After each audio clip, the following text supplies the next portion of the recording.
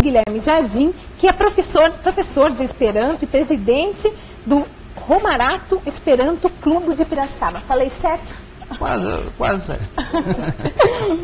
O que é o Esperanto, Luiz Guilherme? O Esperanto é uma língua que foi criada para ser uma língua artificial auxiliar. Então, ele é uma língua, basicamente é uma língua. Uhum. E quais são as bases do idioma? O Esperanto, ele tem uma estrutura gramatical muito parecida com o chinês, né? Por isso o pessoal que mora na China ou na Ásia, eles se identificam com o Esperanto.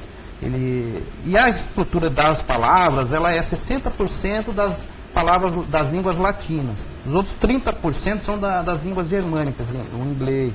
Então quem fala, por exemplo, português e inglês, já 90% das palavras já reconhece de cara.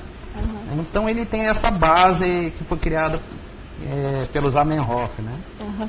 E como que surgiu o Esperanto? O Zamenhof, ele é foi um gênio assim da linguística, né? Assim como existia o Mozart, que foi um gênio da música, o Zamenhof era um gênio da linguística. Ele era um polonês e ele criou essa língua quando ele era um adolescente, aproximadamente 14 anos, né? E até hoje já foram feitas várias tentativas de criar outra língua artificial, através de cientistas, linguistas e tal, e não chegaram nem perto do que ele conseguiu criar na época, né? Uhum. Então foi criada por um polonês, um jovem polonês, né? Uhum. E do conhecimento que você tem sobre ele, qual que foi o objetivo, o que o estimulou a criar? Então, ele morava numa cidade que era complicada, existiam alemães, russos, judeus e poloneses, e existia 4 línguas nessa cidade. E era um problema de comunicação nessa cidade naquela época.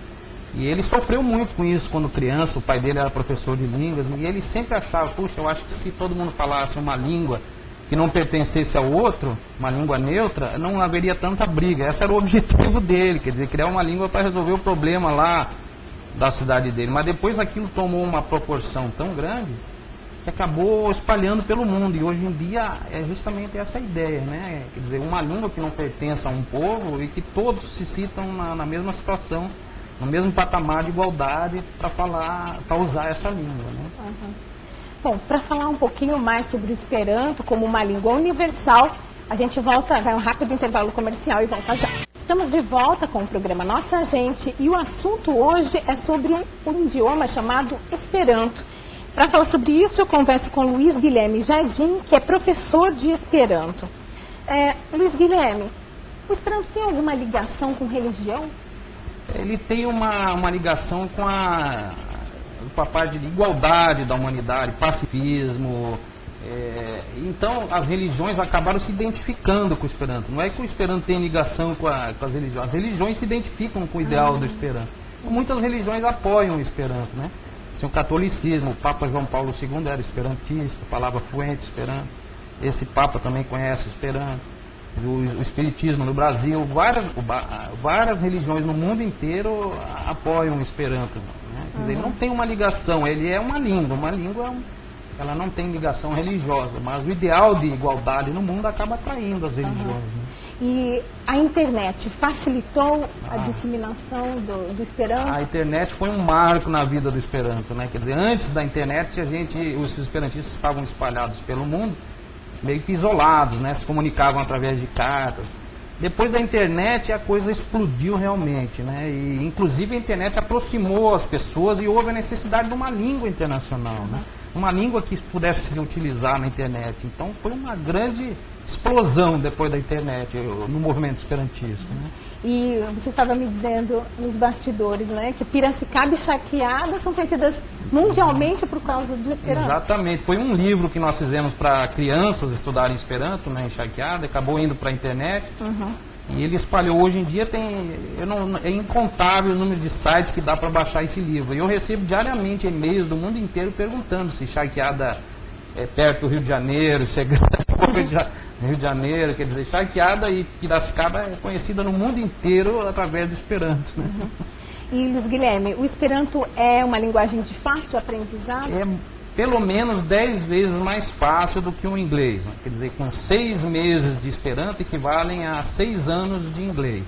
Ele foi uma língua planejada, então ele é mais fácil por causa disso, né?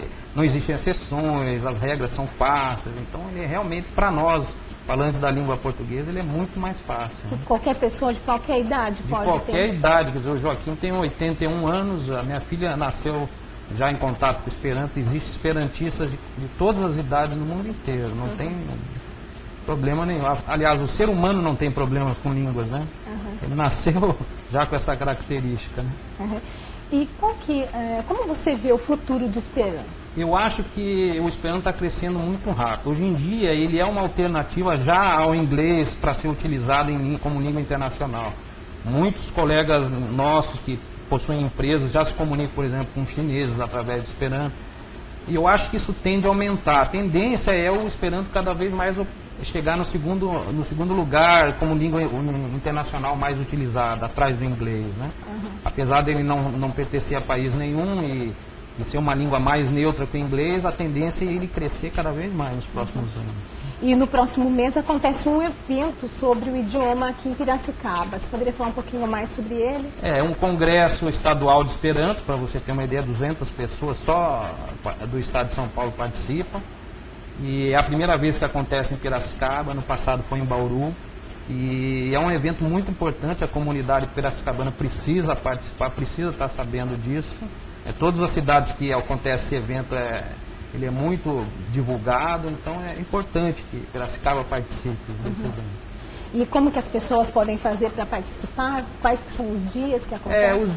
Vai ser dia 9 e 10 de outubro, no Seminário São Fidélis, ali na frente da Santa Casa. É só chegar lá, pode participar, não tem restrição nenhuma.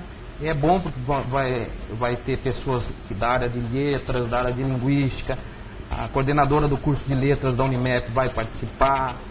A comunidade, então, vai ter acesso à cultura que normalmente não tem, né? Que é uma coisa difícil de acontecer. Bom, o programa Nossa Gente está chegando ao fim. Eu gostaria de pedir a você que falasse alguma frase em Esperanto, para a gente saber um pouco mais como que essa língua, né? Bone me dancas ao vi, me dancas lá tovô beira rio, pro lá oportuno, cai me invitas lá Piracicabano, em partoprene lá congresso, em lá Urbo Piracicaba, em outubro. Danco. E o que você acabou de nos dizer? Eu agradeço a você, agradeço a TV Beira Rio e convido os piracicabanos a participar do Congresso de Esperanto, que vai acontecer em outubro em Piracicaba. Obrigada, Luiz Guilherme, por sua presença. Eu que agradeço. O programa Nossa Gente termina por aqui. A você uma boa noite e até amanhã.